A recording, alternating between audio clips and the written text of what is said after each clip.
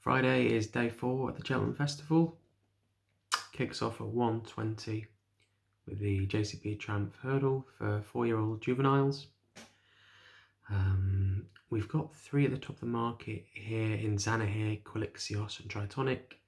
I'm definitely against Tritonic with the form of these British runners. It's not really working out at all.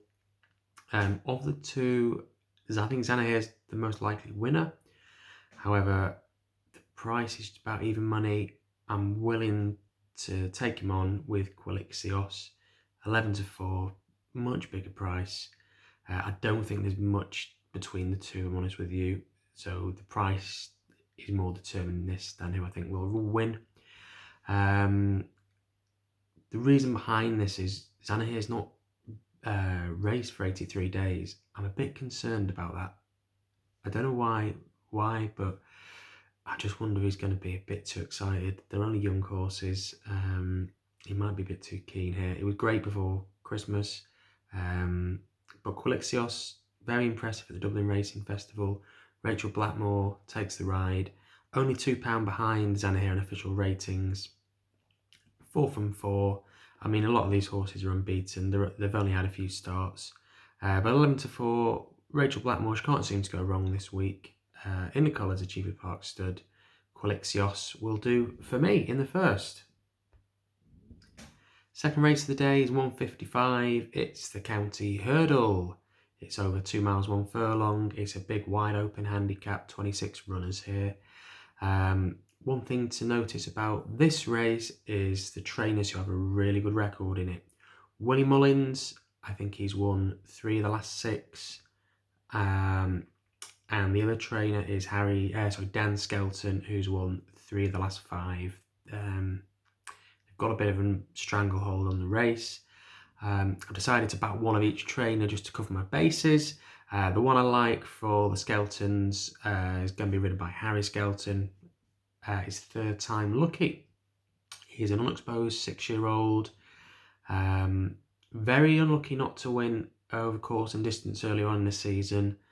The horse that made all that day got a very big lead and they just couldn't catch it. I think he was called Your Pleasure or For Pleasure. But that horse has actually gone on to place, I think finished 3rd in the Supreme Novice Hurdle on Tuesday. So actually the form's not worked out too bad. He's currently a best price of 8-1.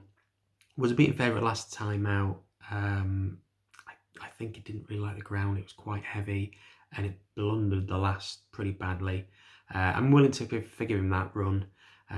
Marker 143. I think it's better than his handicap marker, so it's still relatively unexposed. 8-1, fair each way price in one of these big handicap fields.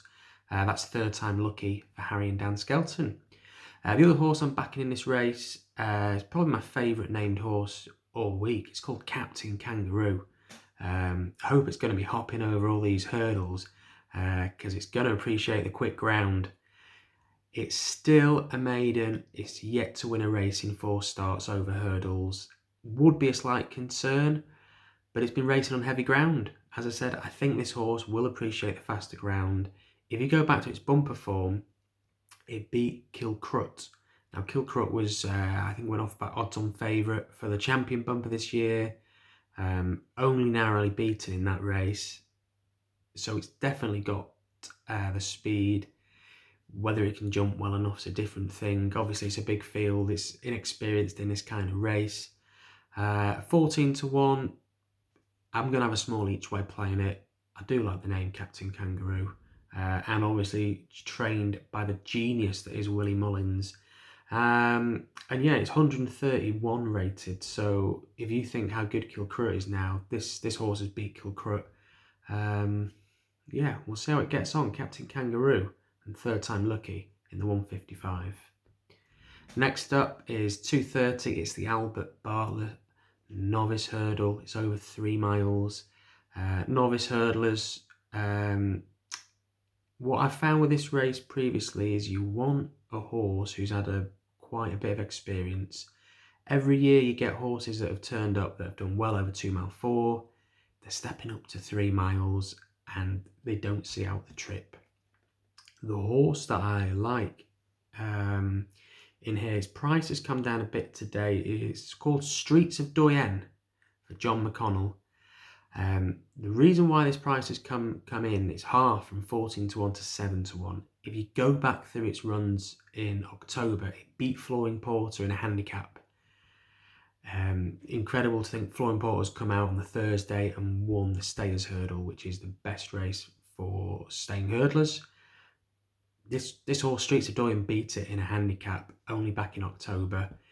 It also ran at Cheltenham in October and won over course and distance. It ticks a lot of the boxes for me. It's a 7-year-old, that little bit more maturity, second season novice. It's had a lot of runs.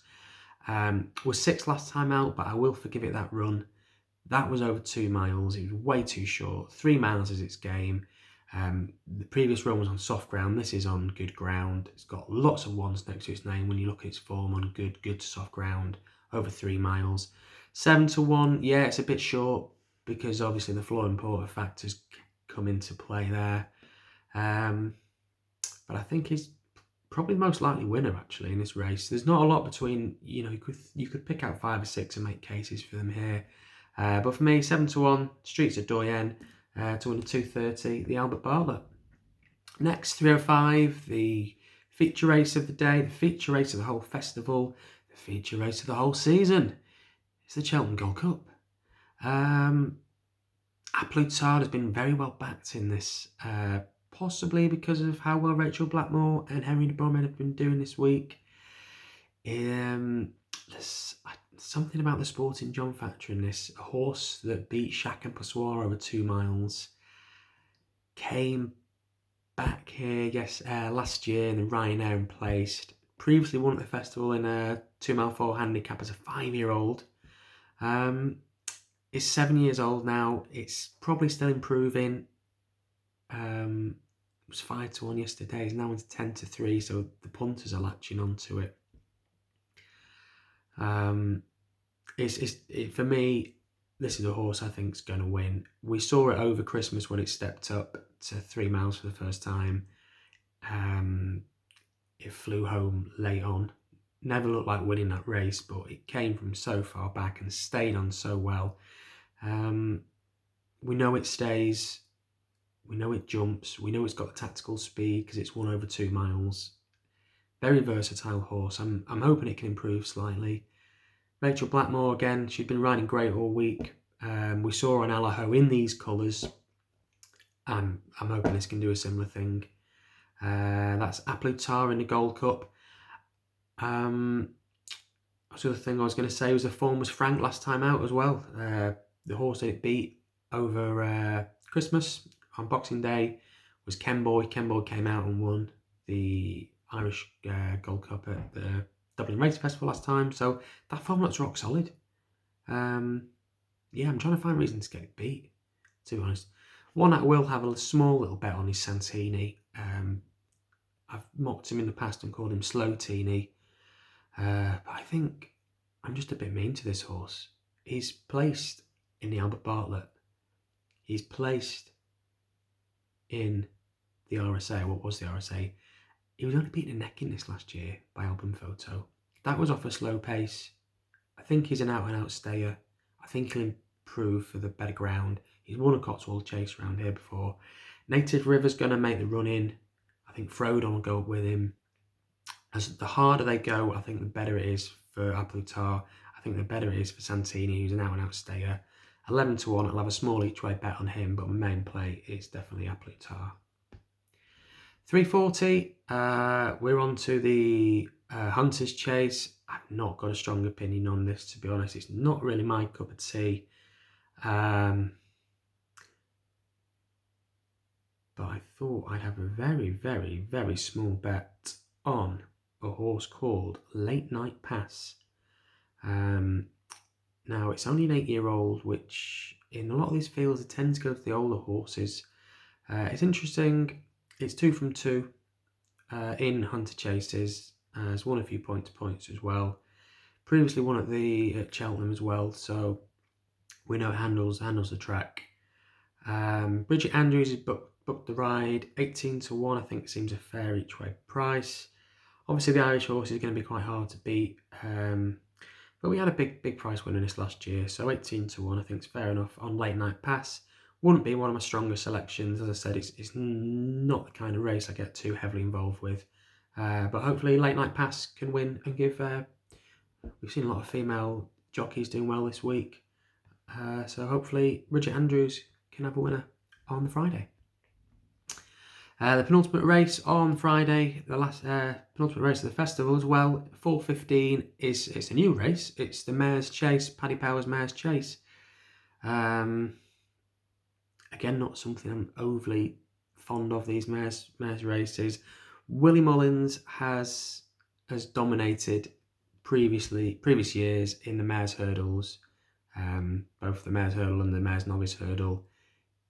He's been beaten in both of them this year. I can't imagine he's going to lose all 3 mares races. He might do.